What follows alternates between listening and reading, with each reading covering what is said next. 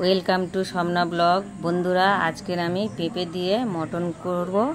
আপনারা সম্পূর্ণ ভিডিওটা দেখতে থাকুন। এই মটন নিয়েছি 250 গ্রাম, পেঁয়াজ কুচি, রসুন কুচি, চেরা কাঁচা লঙ্কা, তারপরে আদা বাটা, টমেটো কুচি,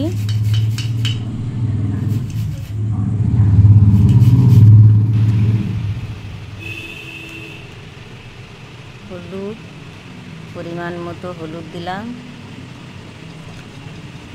পরিমাণ মতো লঙ্কার গুঁড়ো,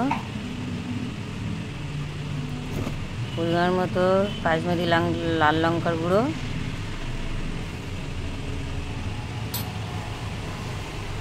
পরিমাণ মতো জিরে গুঁড়ো, রসুন, পরিমাণ মতো আদা, টমেটো, পেঁয়াজগুলো আমি মোটা মোটা করে কেটে নিয়েছিলাম, দিলাম। টক দই ফুটিয়ে রেখেছিলাম, পরিমাণ মতো দিলাম। সর্ষের তেল দিয়ে এবারে মেখে নেব আমি। লবণ,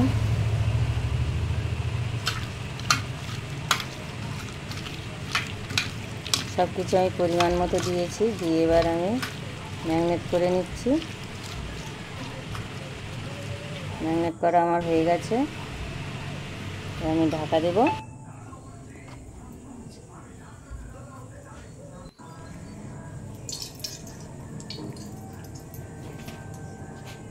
কড়াই সর্ষের তেল দিলাম। পেঁপে কেটে রেখেছিলাম, পেঁপেগুলো আমি লাল লাল করে ভেজে নেব। আলুগুলোও দিয়ে দিলাম, সব একসাথে আমি লাল লাল করে ভেজে নেব।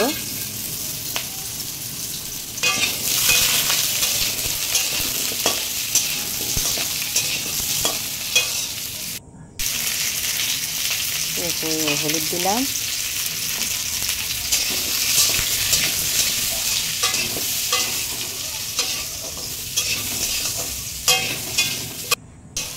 ভাজা আমার হয়ে গেছে, এবার আমি তুলে নেব।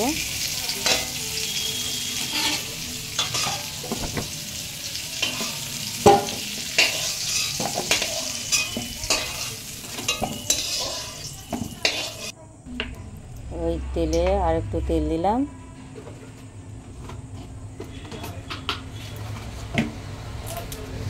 তেজপাতা দিলাম,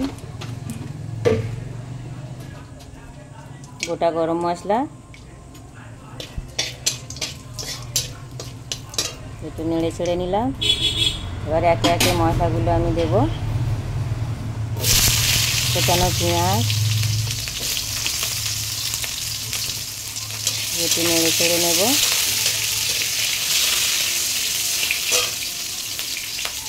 এবারে আমি রসুন বাটাটা দেব।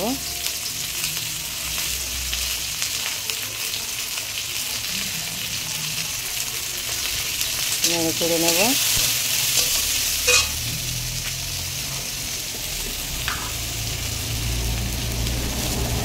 সামান্য একটু চিনি দিলাম, একটু নেড়ে ছেড়ে নেব।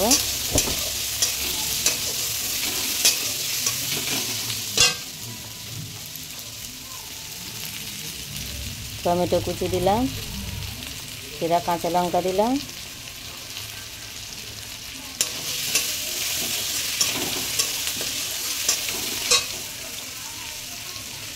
আদা বাটা পরিমাণ মতো দিয়েছি।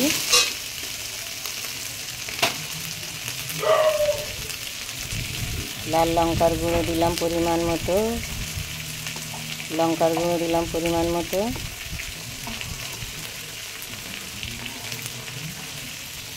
হলুদ গুঁড়ো দিলাম পরিমাণ মতো।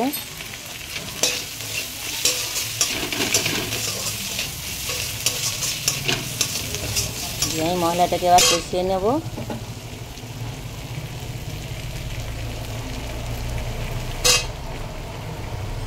জিরে ধনে গুঁড়ো দিলাম পরিমাণ মতো, গোলমরিচের গুঁড়ো দিলাম পরিমাণ মতো। এবার আমি মশলাটাকে ভালো করে কষিয়ে নেব।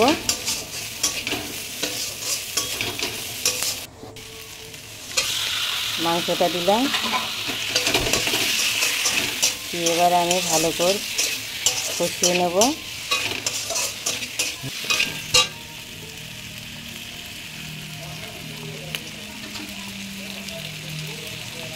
সামান্য জল দিলাম, এবার ভালো করে আমি কষিয়ে নেব।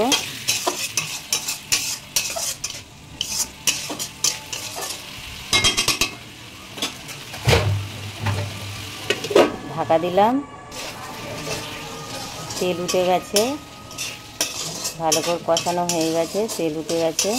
বন্ধুরা দেখতে পাচ্ছেন তেল উপরে ভাসছে। এবার তাড়াতাড়ি সিদ্ধ হওয়ার জন্য আমি প্রেসারের মধ্যে দিয়ে দিলাম কষানো মাংসটা, তাড়াতাড়ি সিদ্ধ হয়ে যাবে। আমি 3টে সিটি দিয়ে নেব।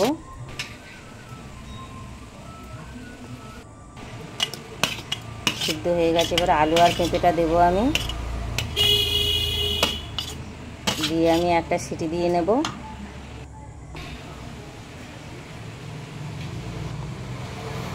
হয়ে গেছে আমার, এবার আমি কড়াই ঢেলে দিলাম,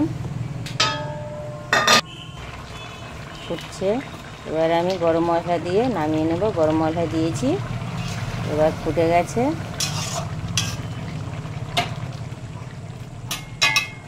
এবার নামিয়ে নেব।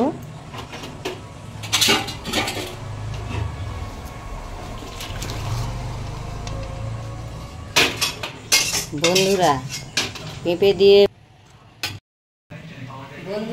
আমার এই রেসিপিটা যদি আপনাদের ভালো লেগে থাকে তাহলে লাইক, শেয়ার, সাবস্ক্রাইব করে দেবেন প্লিজ।